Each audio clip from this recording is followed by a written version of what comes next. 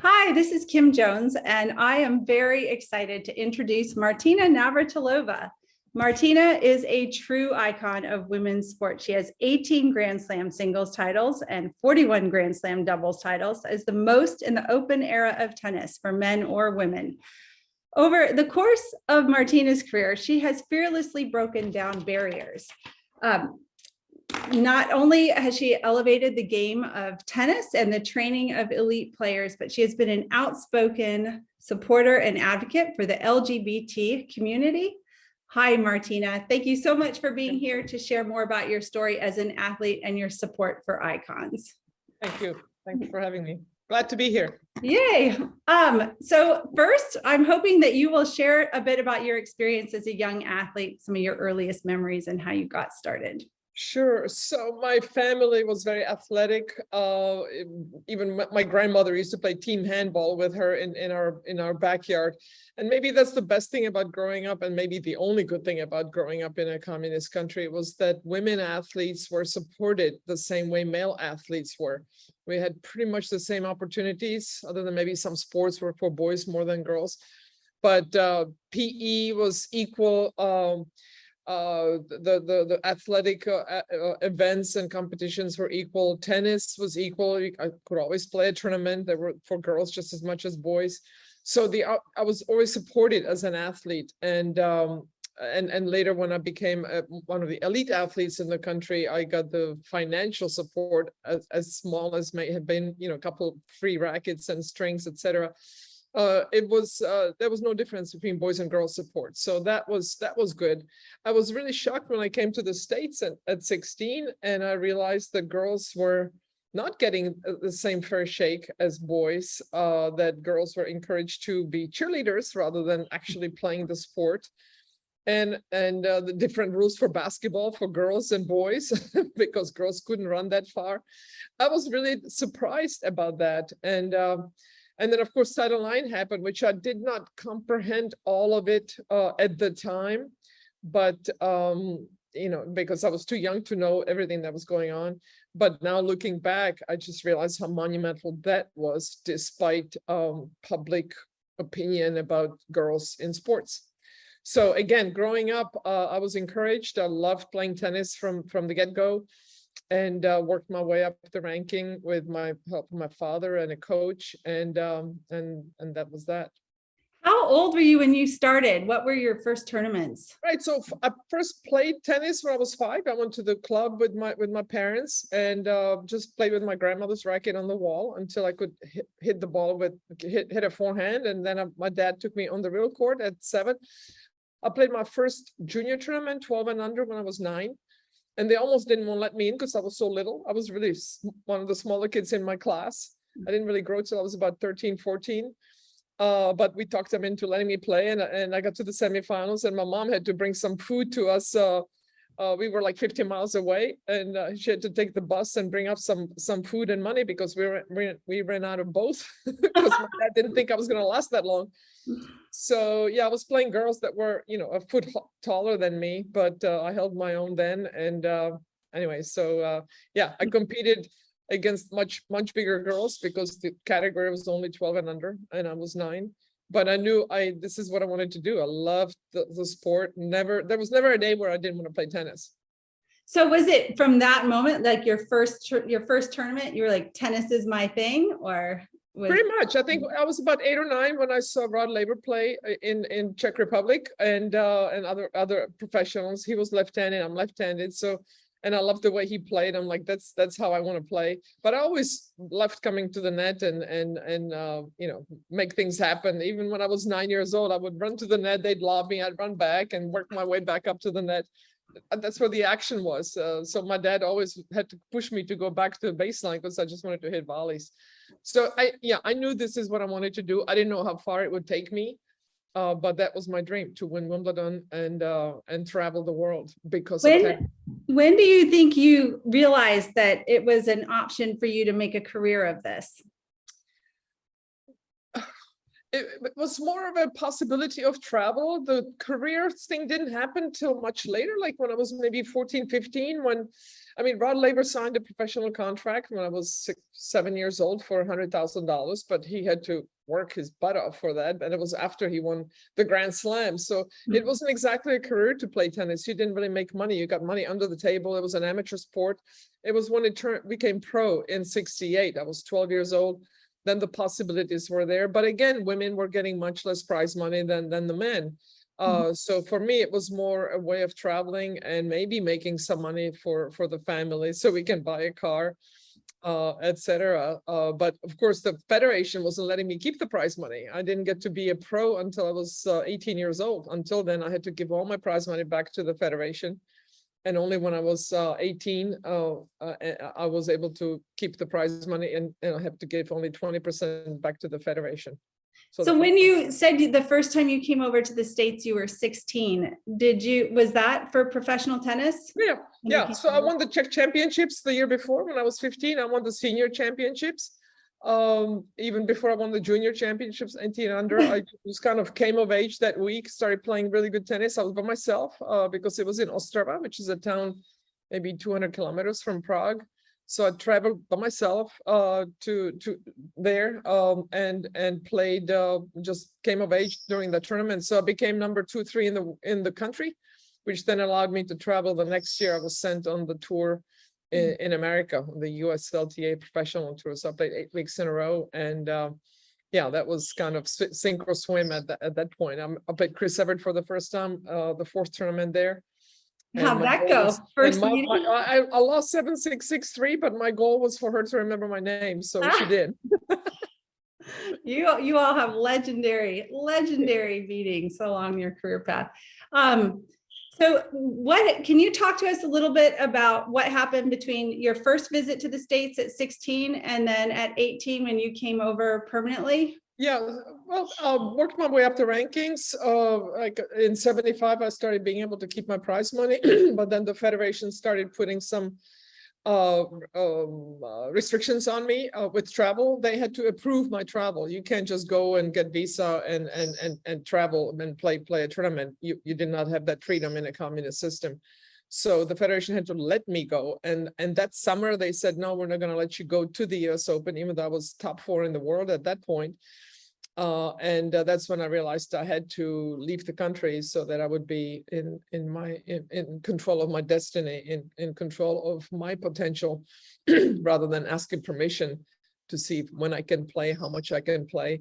How did you leave? Like what? So when I got the permission to play the US Open, I played the US Open. I lost to Chris in the semifinals, and that day or the next day, I think it was that same day or maybe the next day. It was a Friday night. I went to the with my manager, Fred Barman, took me to the Immigration Naturalization Service, filled out all the paperwork. It was late at night. They said, don't say anything to anybody. I had to prove that I wasn't a communist spy. And the next day I was granted the asylum, but meantime, it was also in the newspaper the next day because somebody spilled the beans from the INS. So it was in the Washington Post the very next morning. So all hell broke loose. I had to do a press conference like I've never done before. There were people, holding their mic, their head was right here. I was on my own. My English was still pretty broken. And we didn't have advisors, I mean, I was on my own. And I literally was not on my own. I couldn't go back. It was a one-way ticket for me. I didn't see my family, my mom for 4 years, my sister and my dad for 5 years. And yeah, it was tough. If I went back, they would have put me in prison. So that was not an option. And my parents couldn't get the visa because, again, you had to get the permission of the government to travel.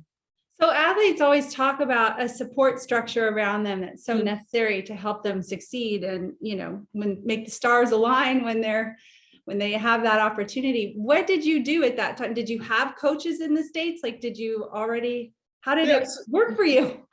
Yeah, this is a very good question. So at home, I had the support of the federation, and also, of course, my father was still my coach. When I left, I was on my own. For 6 years, I had nothing. The USTA certainly wasn't supporting me. It didn't occur to me to get a coach, at least when I was at home. At the beginning, I lived in Dallas. Then I moved to Charlottesville. Then I moved back to Dallas. I had some relationships, some not so good ones, some okay ones. and I always moved to where my girlfriend was. And it didn't occur to me to kind of get a coach.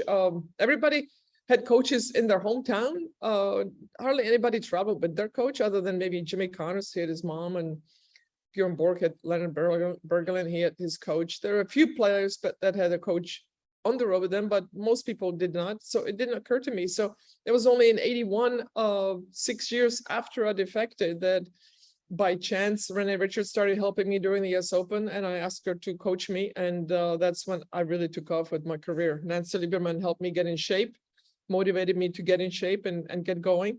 I thought, remember that. What do you mean I'm not in shape? And then she put me through some suicides on the basketball court. I'm like, holy shit, I need to get in shape. So I started training. Then I got Renee as my coach. So then I had the support system in place between Nancy and Renee. And then 3 years later, Mike Estep was my coach. So I had people that supported me, that helped me. And that's when my career really took off. So I won 2 Wimbledons on my own, literally. There was nobody that would help me or that would know what to tell me. So I really learned about tennis when I was 26 years old, when Renee Richards sat me down and we went over the technique, tactics, etc., and really started putting in the mileage on the court and off the court. Wow. Can you share, like, in those years when you were at the peak of your career, or even leading up, what were some of the big moments that you remember, what you loved most about the experience? It's not moments. I loved once I started getting into the game, really mentally and tactically, intellectually. I loved it. I always loved the sport. I just didn't really have the people around me to kind of bounce ideas off of or help me with my technique, etc. So once I started getting into it, it was like a revelation in that how much I didn't know and how much I wanted to learn, and I just took it like a sponge. So it wasn't any one moment. It was just really enjoying myself. I like the process. I really enjoy the process of getting into the nitty-gritty of where we can find extra 5 miles an hour on my serve, or be more steady on the forehand, or change my strategy a little bit better and think during the match, etc. So it was always a challenge to me. Every day I was trying to figure out how I could get better.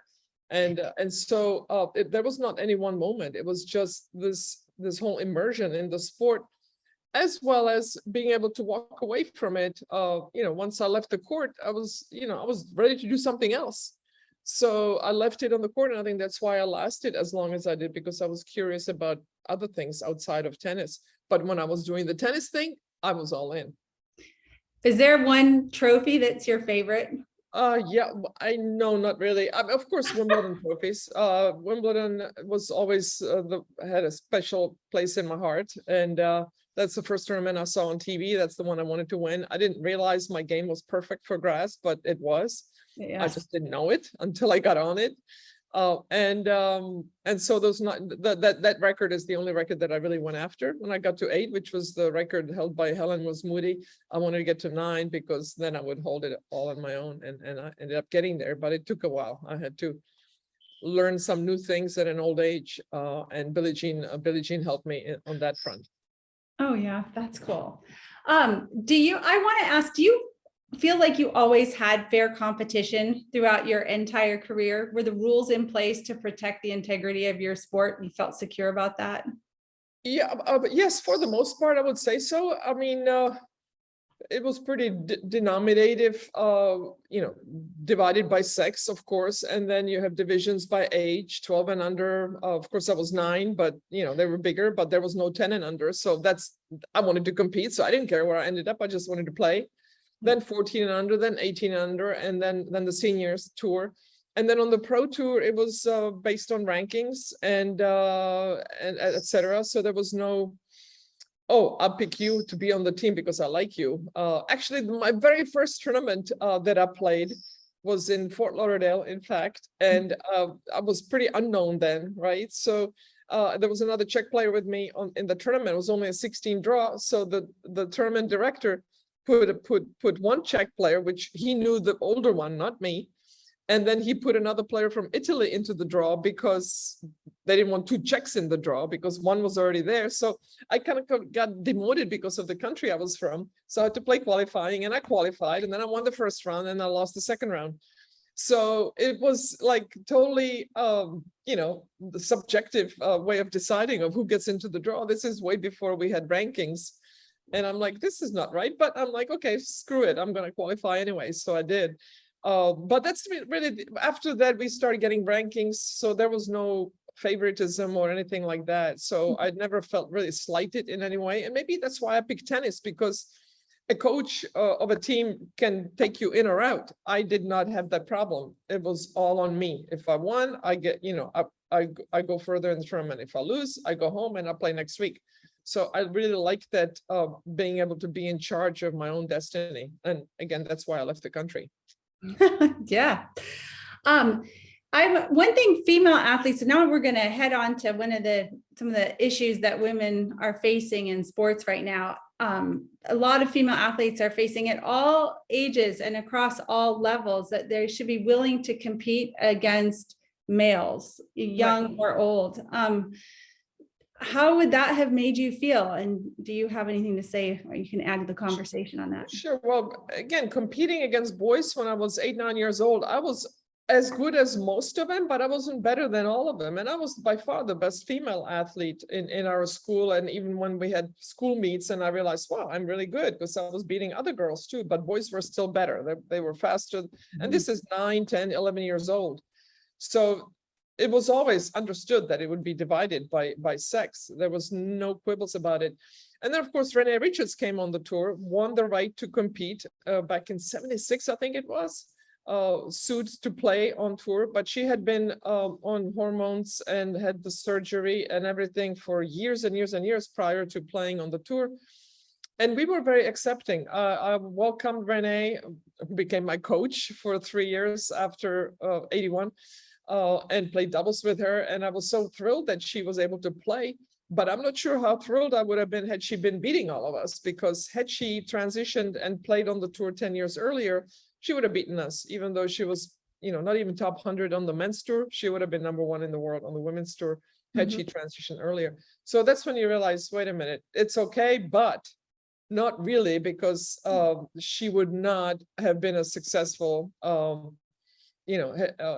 had she played on the men's tour. She wasn't that successful.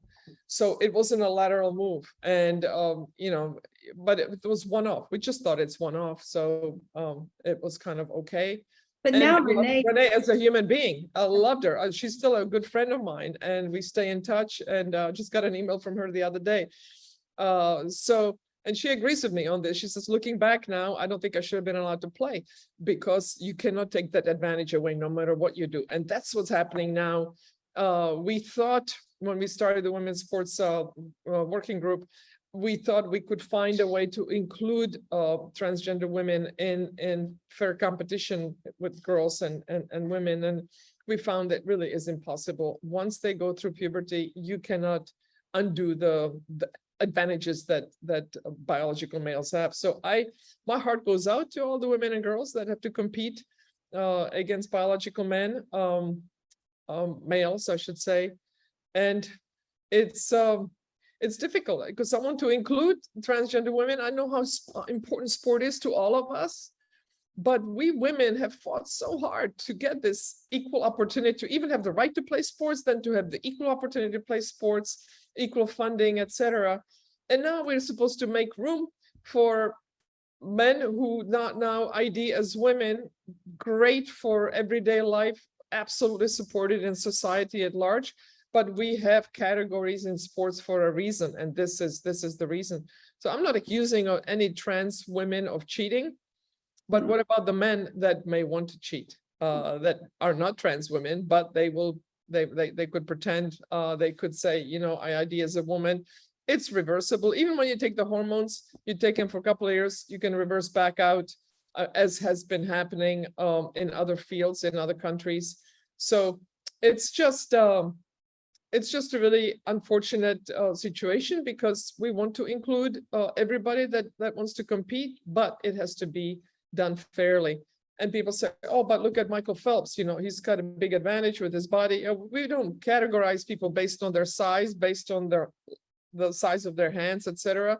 And by the way, that advantage is minute. It's like 0.1%. Yeah, against the other guys, because they're all nothing. massive, right? They're like 6'8" and massive humans. That's why they swim, because of the body type.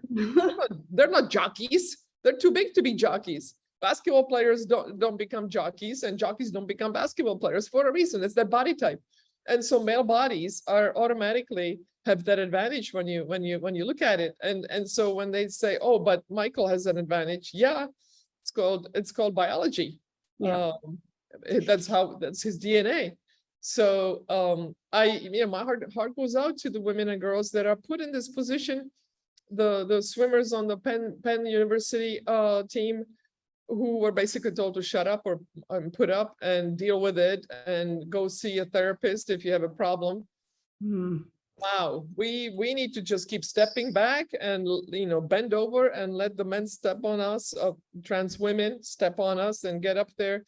It's not okay. And so that's why I spoke up a couple of years ago, and I've really gotten myself immersed in this situation.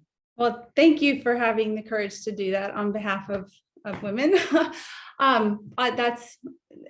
Thank you for taking the time to share all that. We are forming icons now, this organization, because we feel like, yes, the fact that women aren't being invited to the decision-making tables and are being asked to be quiet when they feel like they're facing injustice or unfair treatment. We feel like it's time for us to build this network so that people don't feel alone. And when they want to when something comes up for women and female athletes, that there is an organization and a voice that has their back. I would love to hear why you think that's important and why you think the time is right for us to pull people together. It is essential to have a voice at the table, a seat at the table where these decisions are made. And I'm so sick and tired of men deciding what women can and cannot do. I've lived it in the communist country. Women are living it here in this country now, as to their healthcare.